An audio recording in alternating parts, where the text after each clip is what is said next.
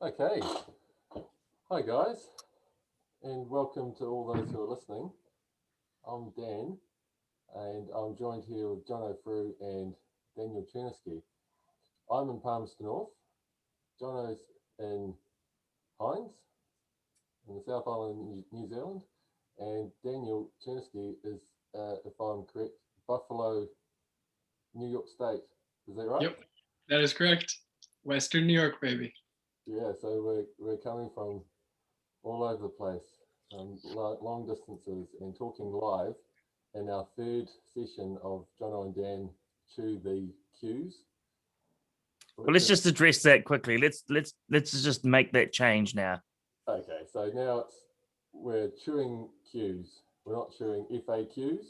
It just opens us up for too much distraction. Dan says chew the FAQs. I say chew the far cues. It does. It's just too. There's too much space there. So chew the cues. Let's Yep. be done with it. Yeah. Chewing the cues, and we're not answering questions at all. We're just chewing them. We're literally trying to digest this rich inspiration that comes from questioning.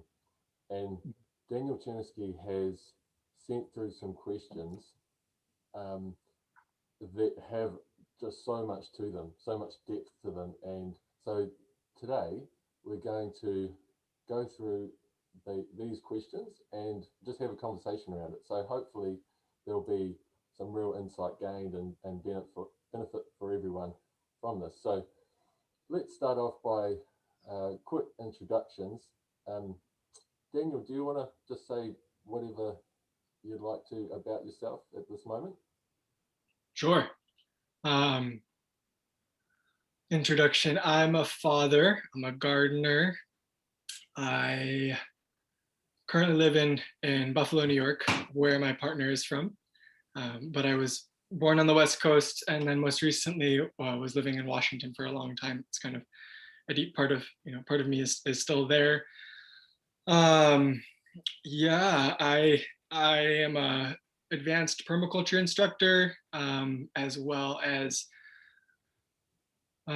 someone who has a lot of experience kind of failing at many different projects related to agriculture and permaculture, regenerative agriculture, and then a dearth of kind of academic knowledge that just kind of was torn apart as I went into the world. And I'm continually humbled by the complexity and the beauty and the brilliance of this field. And I feel like I have just enough, I've got my ass kicked just enough to be able to offer some insight. And I've had a kind of an agriculture consulting business centered around soilless agriculture, primarily aquaponics, and learned a ton about working with international clients, working with complex projects with varying stakeholders, from backyard hobbyists to semi large scale corporatized structures and clients. And I feel like I'm a jaded optimist who's really just trying to get down to some of the deep fundamental foundational reasons why we act as humans with such strange disregard for the life support systems that we so desperately should be cultivating. Yeah, so I'm also just raising my son and dealing with a family member with brain cancer, and taking life day by day, deepening my connection with this place. I recently moved to a very urban environment, so I have a tiny little backyard, and I'm making cultivating as much food as I can in a small space, which is different than previous abodes that I've had. And yeah, the Buffalo, New York is also the ancestral land of the Seneca Nation, and the Seneca people are they are the keepers of the western door of the Iroquois Confederacy. And so there's deep history here, and a lot of depth of culture and ghosts and patterns etched into the architecture and the cultures of this area. And I live in a very, right now I live in an amazing, and I think Dan's heard me talk about this, but an amazing neighborhood of mostly refugees from Sudan and El Salvador, West Africa, and Puerto Rico. And so I'm constantly humbled and just like so excited, and a lot of and Burma, Myanmar. So lots of amazing inspiration everywhere I turn, and just feeling like a student with a couple of scars that I like sharing. Wow. Thanks for that. And Ramble. No, that is not a ramble. This is No, not at all. beautiful. This is why we have these conversations. It's funny, you know, I was actually talking to Dan about this yesterday, about how we, you know, human beings love to sort of, you know, gloss over or smooth over any lumpy bits in our conversations. It's not, you know, based in authenticity anymore. It's, well, not that it ever was in my lifetime. It's all shallow. How's your day? Look at me. Look how good I look.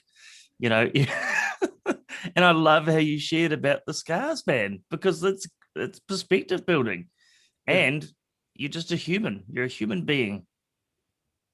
I'm trying to be even more human every damn day. You know, that's the thing, you know. What a way to start. That was beautiful. Thank you, Daniel. and I feel related now.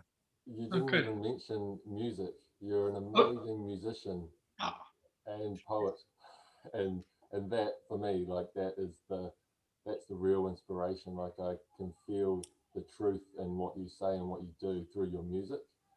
So I just wanted to add that little to your introduction. It's music and poetry.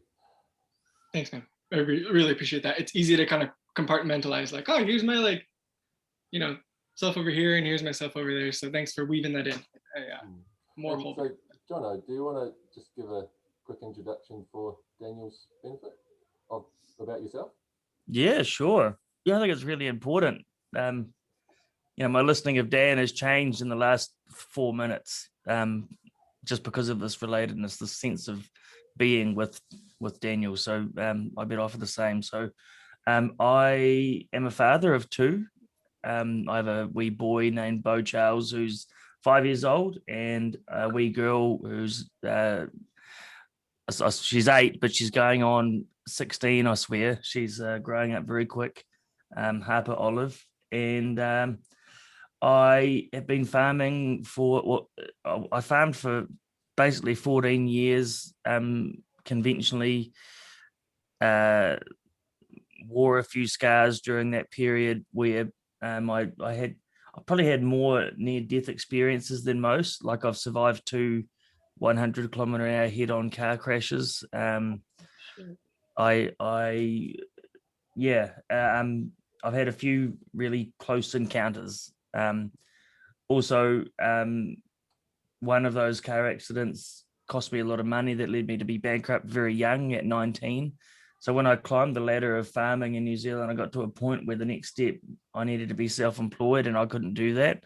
So I went away and became a chemical applicating specialist, like my dad and his dad. They were all spraying contractors, agricultural spraying.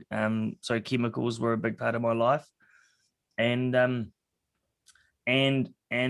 so yeah, I went and done that myself for sort of 4 years. Became really responsible for a lot of the specialty seed crops we grow up in Canterbury, in the middle of the South Island. And yeah, fun fact for today is this area actually produces a third of the world's food seed, which is quite interesting. So it's pretty intensive. And then I really, out of the blue, got an opportunity to manage a 200 hectare mixed cropping sheep and beef farm that had been organic for 36 years, which was just like the weirdest thing. You know, I knew nothing about organics. And so I took that job and started to, you know, unlearn. That was the process, because everything I had learnt and everything that I was taught for the previous 15 years was all based on there being no biological function, no ecological function.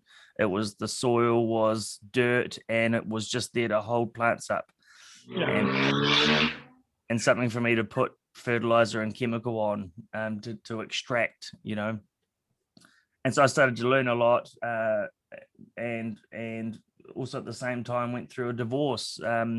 So separated after a 10-year marriage there, and the kids moved away, which was like another confronting moment that just left me with like, okay, what am I doing now? My life was all about getting a farm, being that lovely farming setting, the kids running around doing their thing, but all of a sudden the kids weren't there. So I was like, well, what am I going to do? So I really became present to what I see as my purpose now, of taking what I had learned just through sheer luck and through, I call it the hitting of the wall. How do I take that and then offer it to all the farmers that, like me, for all of my years of farming, had no idea that there was anything outside of this sort of farming model, but do so with the sense of having done, because in New Zealand, farmers, there's like a stereotype around, experts, and I'd never ever want to call myself an expert. There is no such thing to me, except if you want to stop learning, then just call yourself an expert.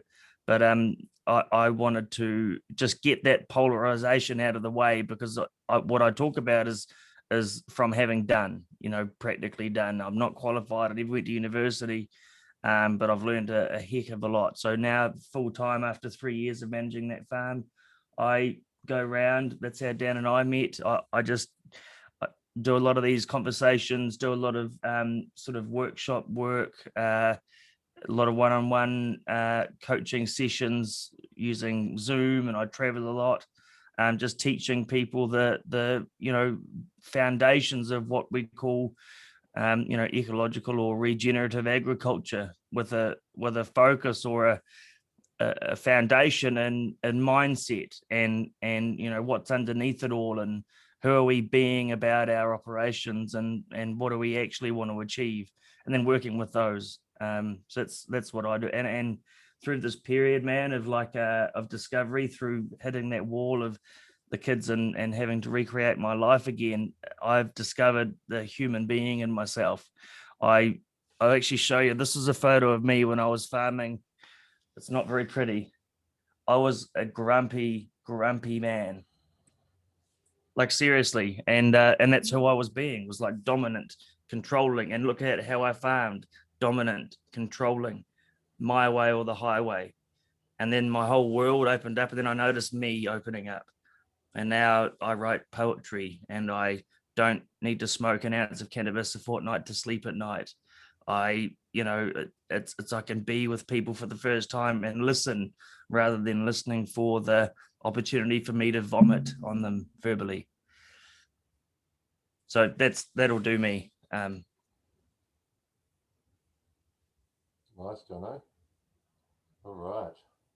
Well, I think I'll just start by reading the first topic or question that Daniel wrote to me a while ago now.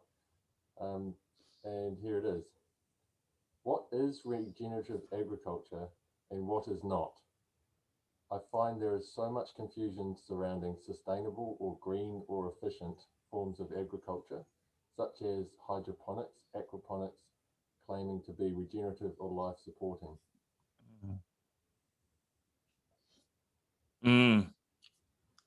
Yeah. You got anything, Dan? I've got something right there, but have you got something right there? No, you go for it, Jono.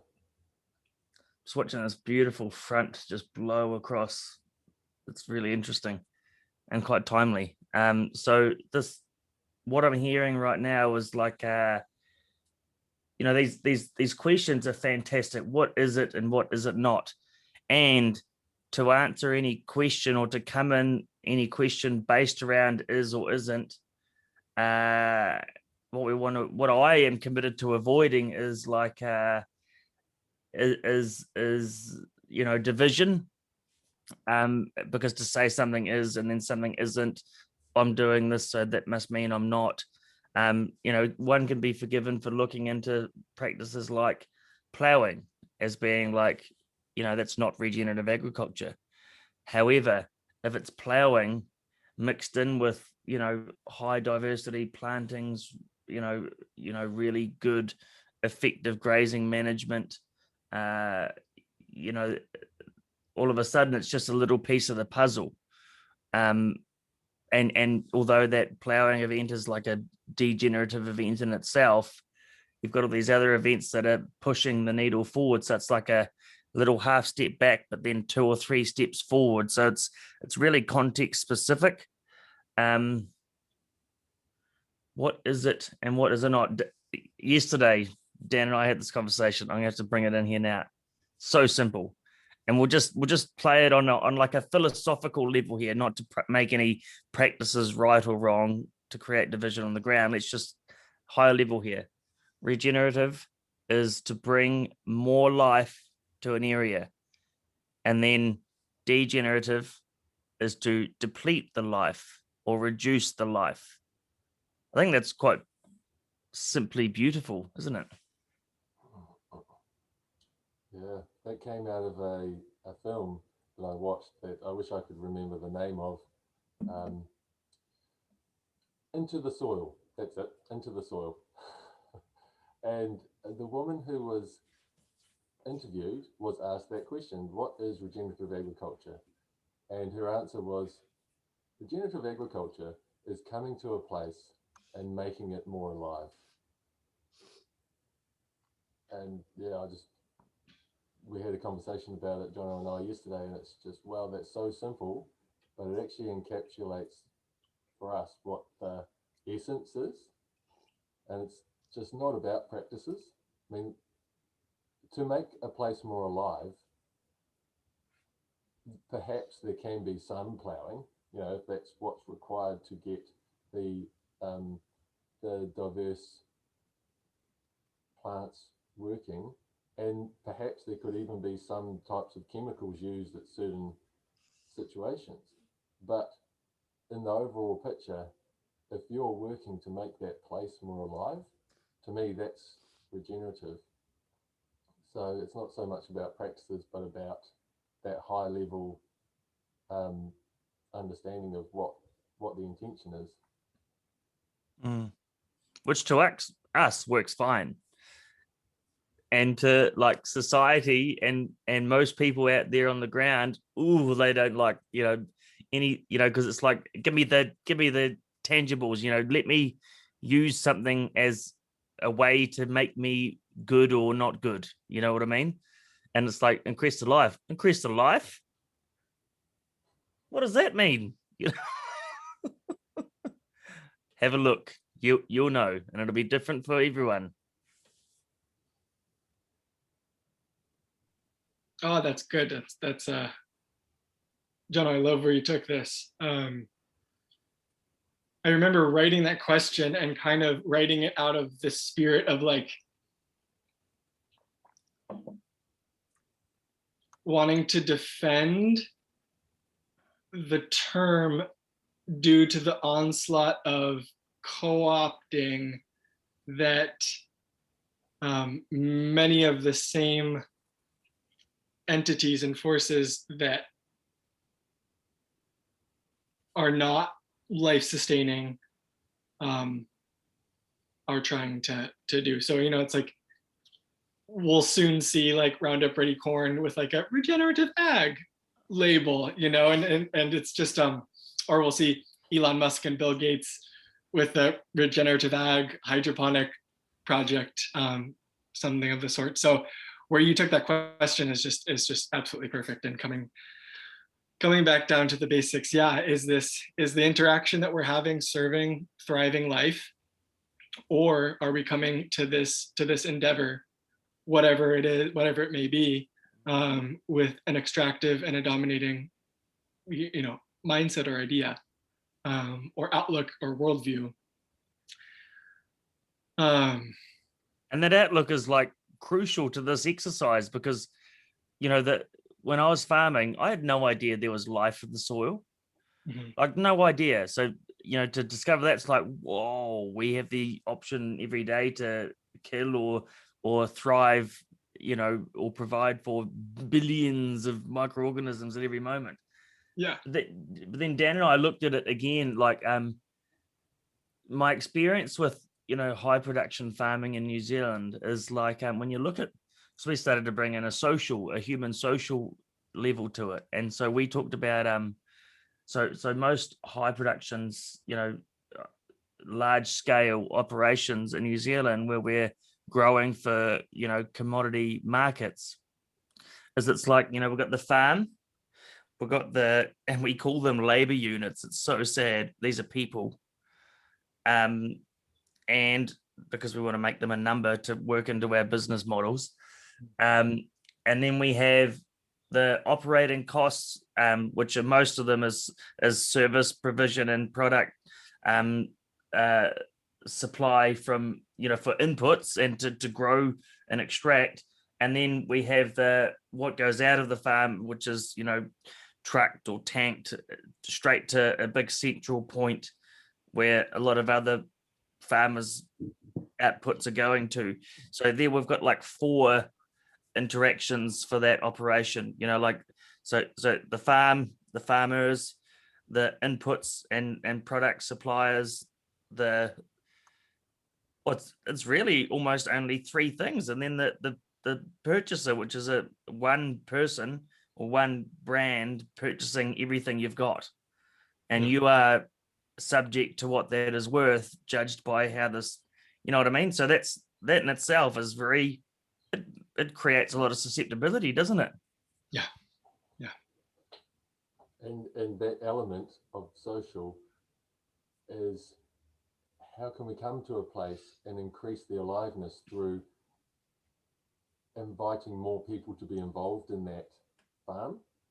So a regenerative farm would be looking for opportunities to involve more people in the operation, and so therefore diversity of products, so that more people are involved in the supply or the production of those food items, and more people just engaging in the farm. And Jono runs a lot of workshops on farm, and I mentioned that having a workshop on a farm is increasing the aliveness of that place. Mm-hmm. So that is it's all part of it. Yeah. That's so true. People turn up and you get this sense of like, you can't describe it, like farmers all coming together, expressing themselves, sharing their ideas, the good, the bad, the ugly, and people leave like with this sense of like sheer aliveness. This is what we're talking about here. Yeah, I think there's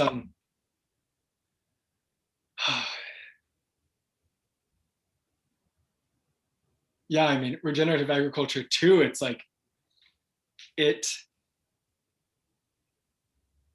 returning or rediscovering or creating a method of relating to land and people that is not based in scarcity and commodification. And that is a deeply needed balm for the soul.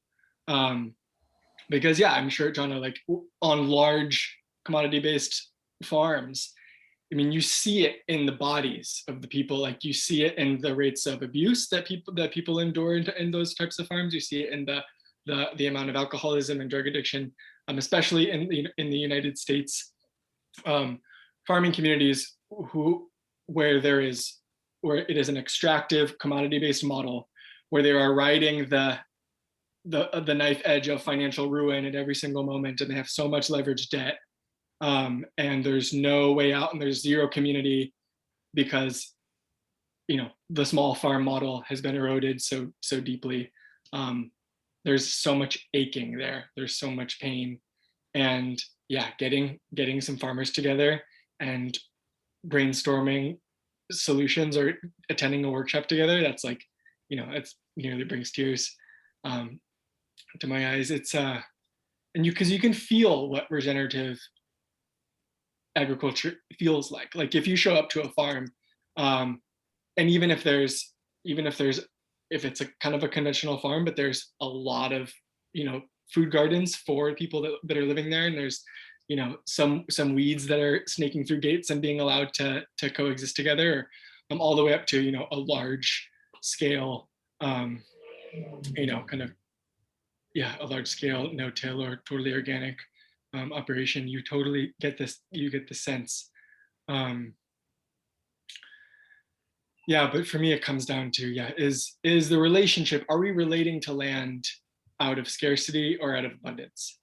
Are we coming to this alchemical process of stewarding and cultivating life from a what mindset are we? Is it a colonial mindset where the world is dead and we are extracting, or is it something different? Is it something more intimate? And it's my heart goes out to the farmers right now all over the world. I've been recently actually working carpentry for we're just building a studio apartment in a barn above a really amazing small scale dairy farm, and it's a guy out in the country, and he does pigs and chickens and dairy cows, and he's got the most incredible ideas and has a whole vision for his farm, and wants, we're talking manure management, and he wants to do a 3-tiered constructed wetland, and a whole host of other amazing things. And it's a beautiful farm that of course needs community. And that's the thing, like true regenerative agriculture, I feel that is wholesome to the community, to the land. Like it requires the return of community, of people. And the amount of, it's like, I don't know the number, but like the number of farmers per how many thousand acres or 100 acres is pretty astounding. So you don't have the labor force or the interaction that's there, because you can't hire back community. You can't break the bank by hiring all that work out. And then you have so many people aching for return to some type of land-based engagement. So it's a cool time to be thinking like, people. Healthy farming, sane farming requires a big labor force. And then you have a huge amount of people, especially as the world continues to turn and time goes on, with food insecurity, with spiritual devastation, and a lot of needing that reunion. So it's curious to see like, okay, how will true regenerative agriculture take place via this meeting of needs? Because this farmer I'm working with he needs community. He wants people on the farm to help him. I'm going to be doing a huge squash growing collaboration there, because I don't have the land to grow a bunch of squash and corn, but he does. And so it's been good. You sort of it's a big picture here, one that often doesn't get some spotlight. It's around and I'll just say too, in New Zealand, the agriculture has the highest rates of suicide and depression in any industry. And we get around like, oh man, there's so many things that just came up from your sharing. So you talked about our relationship to that land and that connection, and maybe it's like also some acceptance for what's happening around us, rather than resisting it and trying to control these, for instance, weed outbreaks. What are these weeds telling us instead, and accepting them, or ourselves. Like a lot of it's to do with in here, and in New Zealand, it's all tough guy. We're, oh no, we don't do that. What the bloody, like, it's all so judgmental and competitive and lonely. For me, it was so lonely. It's no wonder my family left. Like it was one of the best things that ever happened to me in hindsight. But at the time, it was like all I had, and it was gone, and I didn't know how to share with others in my life other than just complain. Avoid the responsibility that my life is, but get other people to agree with me, so that's okay. And then meanwhile, anytime there was silence, I was faced with extreme discomfort. Something else that's really interesting there is the sheer lack of actual feet on the ground. like literally, like there's a lot of farming operations that there are never actual feet, and I'm not talking bare feet, like shoes of humans on the ground. Yeah. It's tires. And if you've ever listened to I love that podcast that John Kempf does with this Frenchman Pascal. He's a really cool dude. He talks with plants. And he can sense when he goes out to some of these operations, like, and these plants are growing just exactly the way that they're treated to grow. Like they're isolated on their own, not with purpose. Like, well, I know what it's like to not have purpose. It's not a very powerful place to be. And contribution. So another thing here is what I can hear is like people want to contribute. Well, I believe, and I know for sure Pascal on that podcast believes that plants just want to do the same. They just want to contribute. Yeah, love that. Acceptance, vulnerability, contribution. How do we bring that to the forefront? Yeah.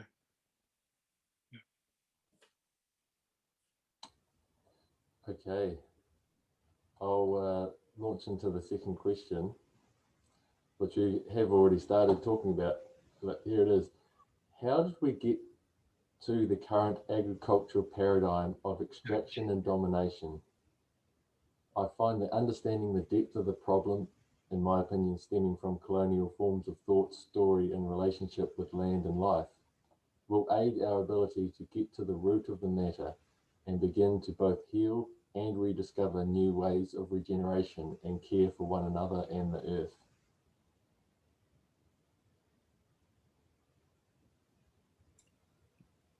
I'm going to come in again. It's right there for me. Is this view that we created of the way things should look. Tidy, uniform. We adopted and were born into and inherited this mindset of the way things should be. And when we were dealing with like all of a sudden so in nature, we know this, there's never any one plant growing. There's never just one thing. It's always hundreds, thousands of things growing together in a symbiotic fashion. That's the essence of ecosystem function. But we were born into and somehow adopted this. And I don't understand colonialism enough. Is that even a word? Colonialism? I don't understand it enough to understand what that reference is actually about. But what I can see is in the world that I was born up in was like anything that sticks out, we kill it. Anything that doesn't fit our viewpoint of tidiness, we kill it. Anything that's different is treated as a threat, and we kill it. And it's all about me. It's all about this is to protect me. This is to keep me safe. Like there's actually people actually wage war on weeds and insects. I'm going to throw my girlfriend under the bus here. Things like she'll see a mouse. She'll see a mouse, and prepare for language. Fucking bastards, like straight away. And like that's who and that was my mindset too. And I just bring sort of a bit of compassion and humility to it. Like I like, oh, that's cute. And also, like I say to Ruby, and sometimes it's just to get a kick out of her, like, do you ever think that mice are just real cute little animals? She's like just asking for it there. But it's true. It's this viewpoint of like Dan and I talked about it last week. Is it's like we're interested in redefining what good looking is, because that's what has us. And then all of a sudden we get taught that something's bad and shouldn't be there. Well, hang on a second. We've just had the war. We've got all these byproducts. Oh, they kill plants as well and grow plants. We've got the answer for you. Here we have herbicides and fertilizers that are going to kill any bad things and grow your good things. Who wouldn't buy into that?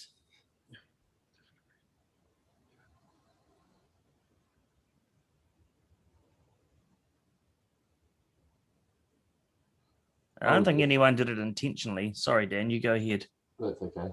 Yeah, I don't think it was an intentional sort of move, perhaps, into a paradigm of extraction and domination, but it just flowed on from a situation of fear, of being not okay with not knowing.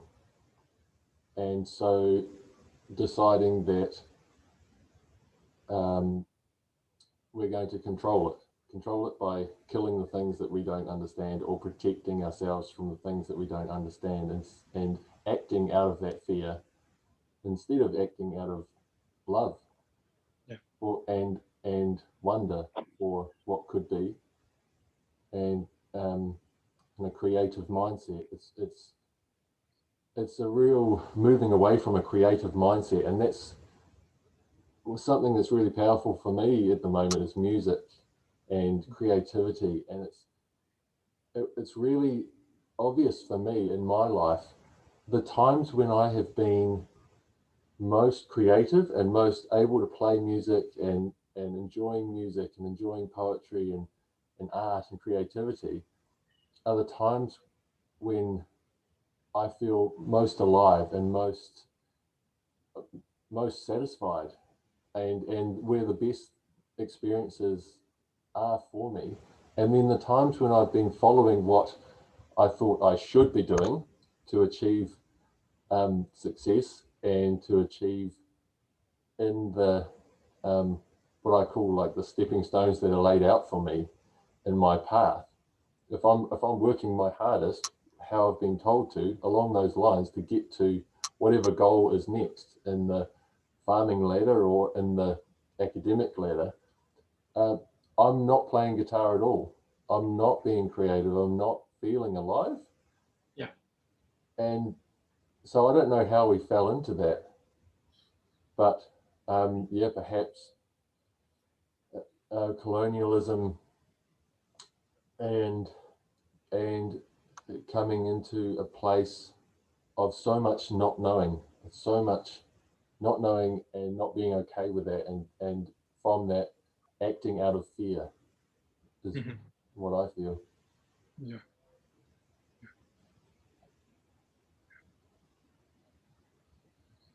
Yeah, I mean, God, that question is a big one. I'm a big like history nerd. I for years kind of chased down like, was it, like what got us here? And it can kind of quickly become unproductive to really stay in that place. um I think that, like you both said, so much of it does stem from a fear of fear of the wild and carnal nature of existence, and in there's a kind of a deep seed in there of the fear of death. I think that even looking at a landscape where there's diversity and there's ecological functions and there's health, I can look at a landscape and see beauty and wholeness and oneness. And maybe in a time earlier in my life, I could look at that same landscape and be evoked with fear.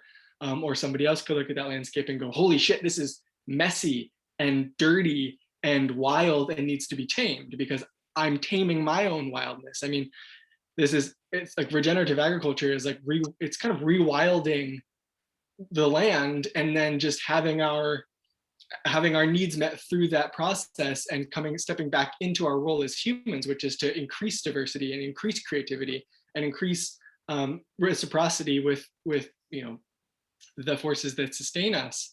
But I'll speak for myself, like in modern America, it is a whole full tilt onslaught war against the wild in every aspect of our lives. We shave and sanitize and like distort our bodies to annihilate any signs of aging. We, are spraying antiseptics and hand sanitizers over every single surface. We're, the list goes on, especially now. And it all comes back to, how are we relating to Earth? How are we relating to the land, to our own bodies? And I mean, I've dove into cancer understanding and research, and the parallels and the similarities between how we are treating Earth and our bodies and our cells,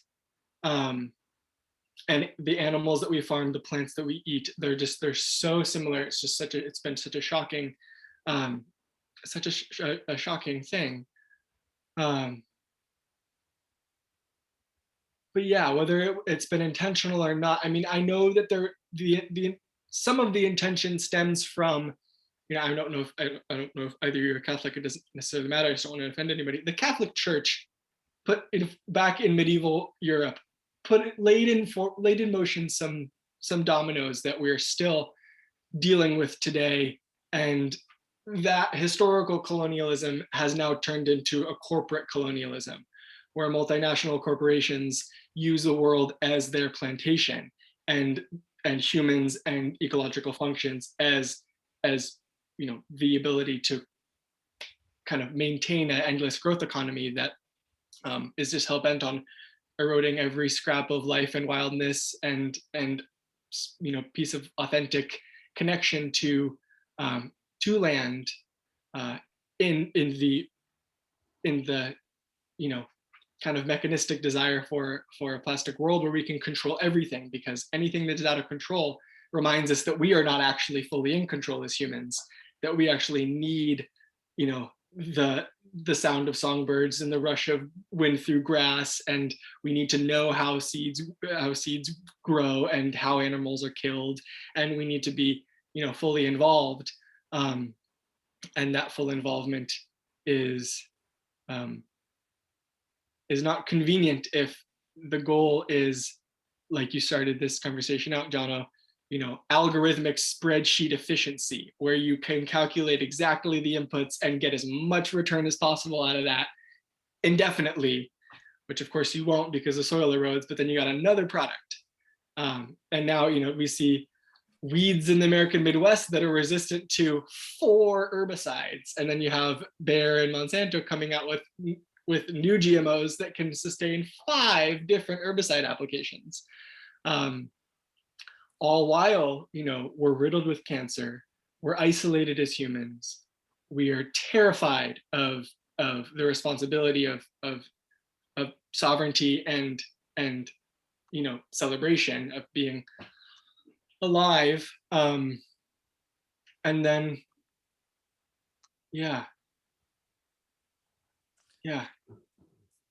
Celebration, that word is really, really present at the moment, celebration. And perhaps there hasn't been enough celebration of just celebrating how amazing life is. Yeah.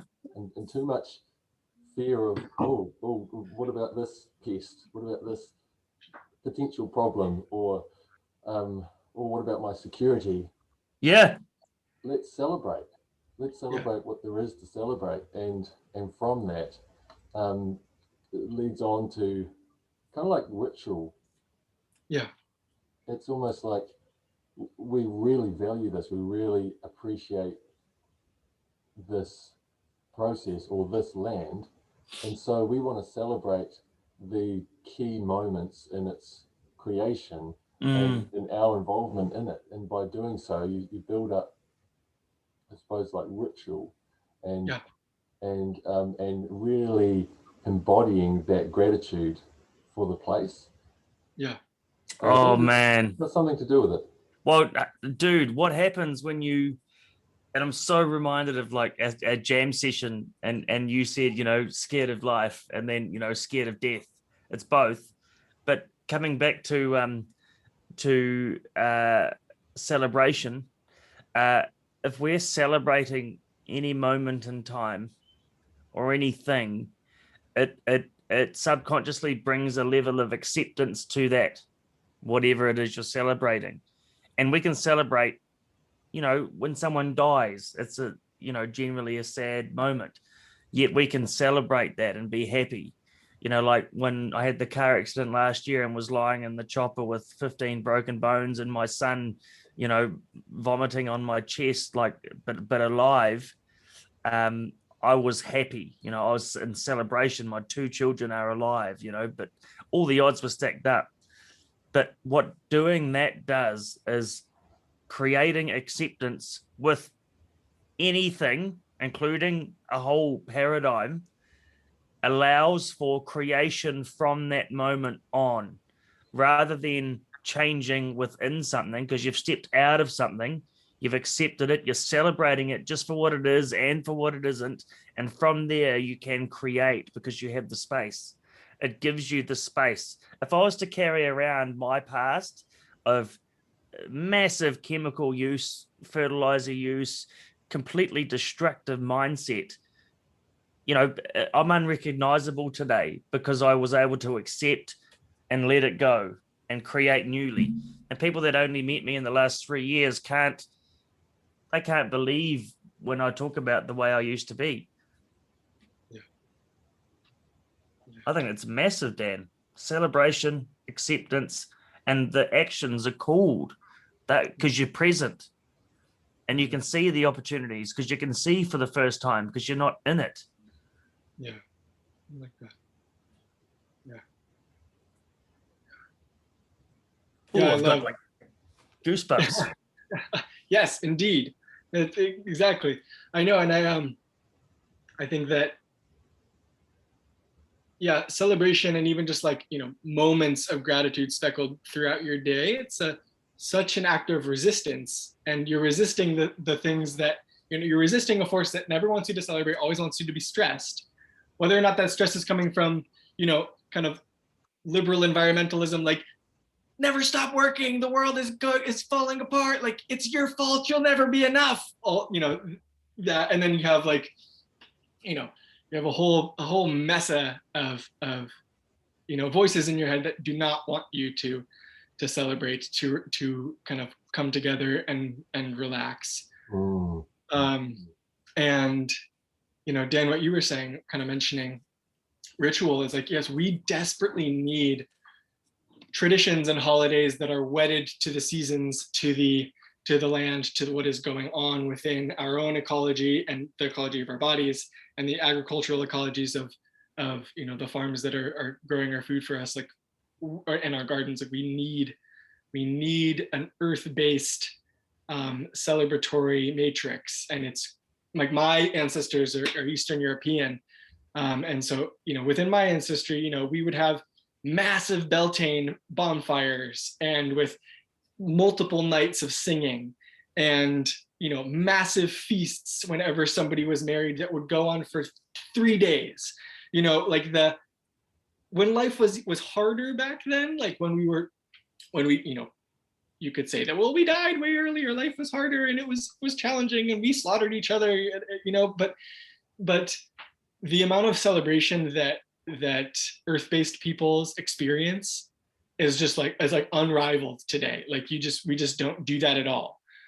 We work way harder for very little true sustenance, and that celebration, that ritual, that tradition, and those holidays are really, really important. And again, I love this conversation because you can't, regenerative agriculture it's not just like, oh yeah, let's kind of shift this one aspect of how we do things and not take a regenerative lens, a celebratory lens, a thriving lens for the rest of how we're treating our families, our bodies, our own spirits.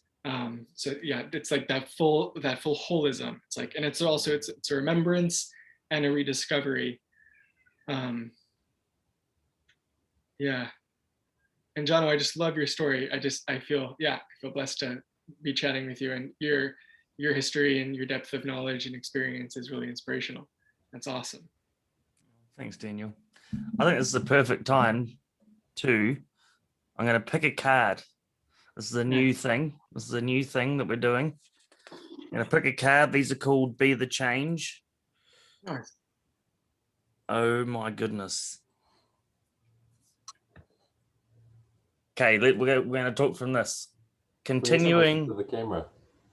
Continuing to be the steward of thinking differently. Oh. Now let's read. Do we want to go into? I mean, is that coincidence or what?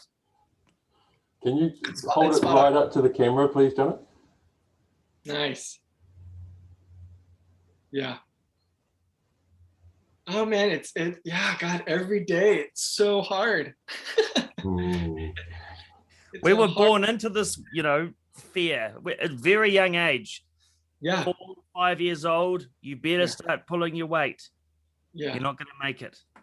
I mean, even how, how our mothers were feeling and experiencing when we were in the womb, or even how our fathers were, what they were experiencing pre-conception. Like, yeah, we are definitely deeply born into, some heavy stuff. Continuing, what was it? To be the steward of thinking differently? Yeah. Yeah.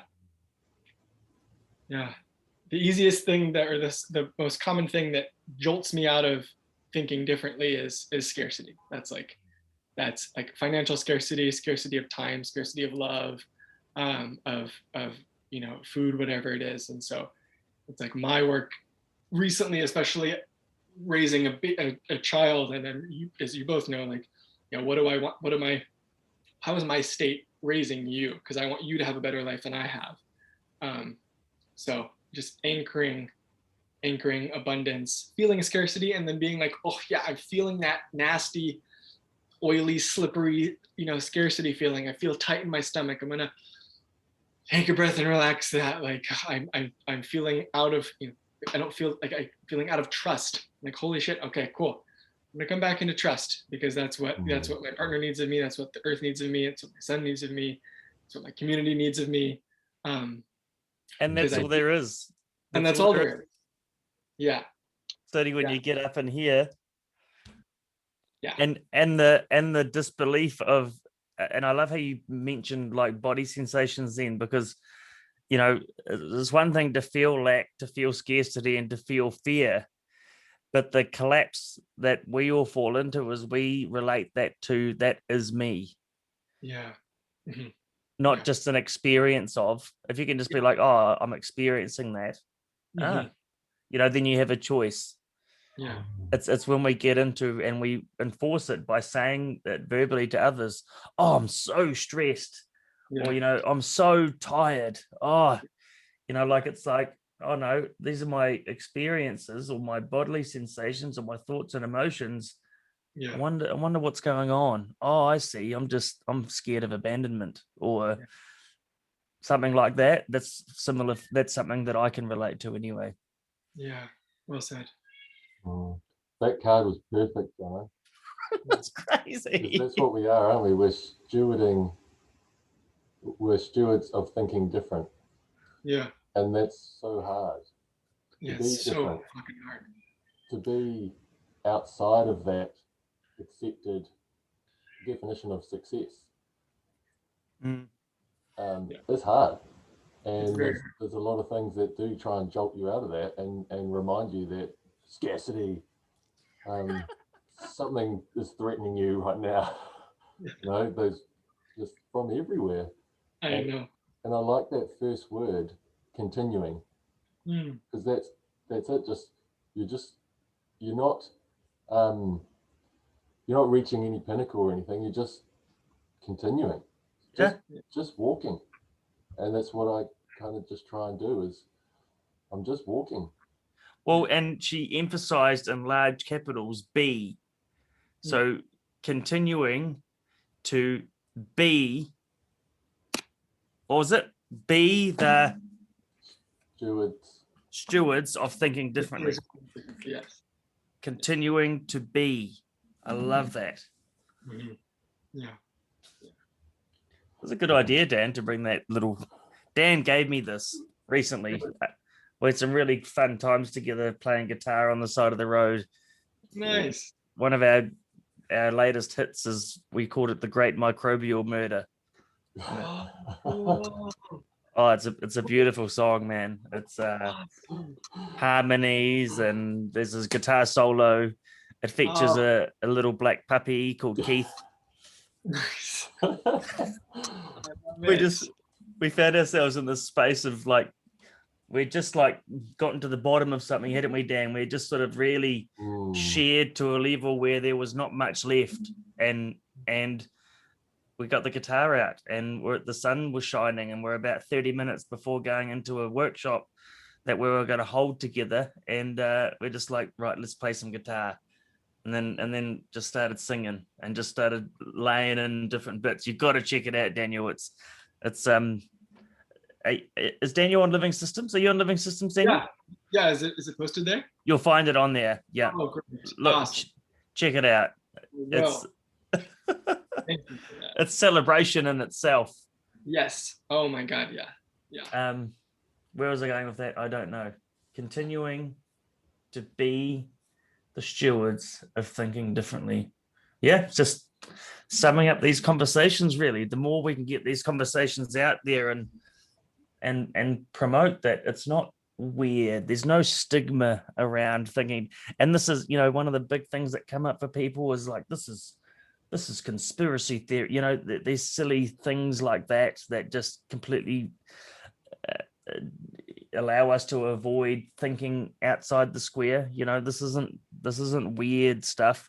This is embracing how unique we all are and just sharing from that, because we all see things differently, we all experience things differently, and it's when we feel we can't share that we get locked into this. What if they don't love me? What if they don't accept me? What if they judge me? Mm-hmm. Imagine if we all operated without that fear of judgment, and if we could also not place judgment on others and ourselves. Like, what would that make available? Abundance. Just instant, isn't it? Instant abundance. Yeah. There'd be a lot more flowers. There'd be a lot more. There'd be just a lot more goodness like that. A lot more life. Mm-hmm. You could see the beauty in the rain and the wind and the storm, and you can experience everything that's there at every moment rather than bottling it up and it expressing itself in a way that's not helpful for anyone. Yeah.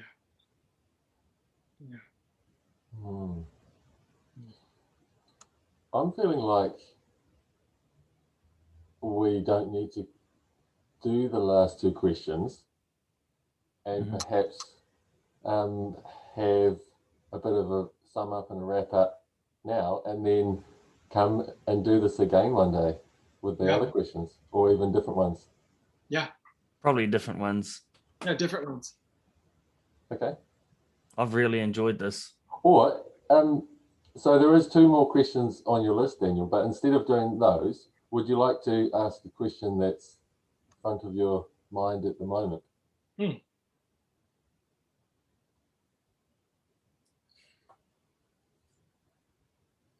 No, I think I'll share a little story from this farm that I've been working on, because I was like, oh, okay, this is regenerative agriculture. Like, this is something that is, and I thought I'd share it. So, it's springtime here in the Northeast and the Great Lakes region. And it's just gorgeous green rolling hills, deep blue sky, some puffy clouds. And the work is in that barn building the studio apartment has been hard and grueling, and I was tired and thirsty, and I was drinking some water and looking down at where the cows kind of stay before they're milked. And there's a buildup of manure there. And it's also where some of the stalls get cleaned in the barn. And I look down, and there's all of these, first there's burdock, artemisia, all these medicinal weeds, like just loving this highly, effluent manure area. They're just going crazy. So I made tons of pollinators, many different insects, all around, lots of native plants, lots of introduced European weeds, and that are also still highly medicinal and edible. And I look down at this manure pile, and it's covered in these orange, large bees that may be flies. The farmer calls them shit bees. And they're just coursing over this manure pile, like, thousands of them, just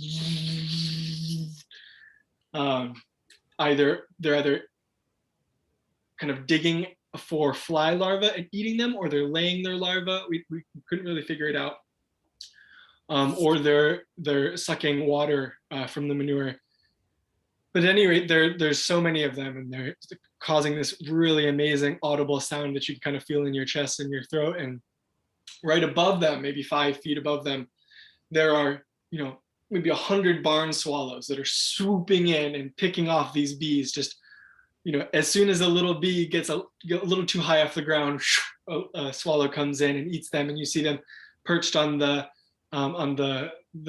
fences with a big swirling bee in their mouth, and they're just loving it. They're just eating, and then they have nests and babies that they're feeding. And so you have that layer. And then if you look up, you can see a couple peregrine falcons circling, and they're hunting the swallows, so you have, and they're just beautiful, slicing through the clear blue sky, like just such an amazing blessing to watch a peregrine falcon swoop through the sky.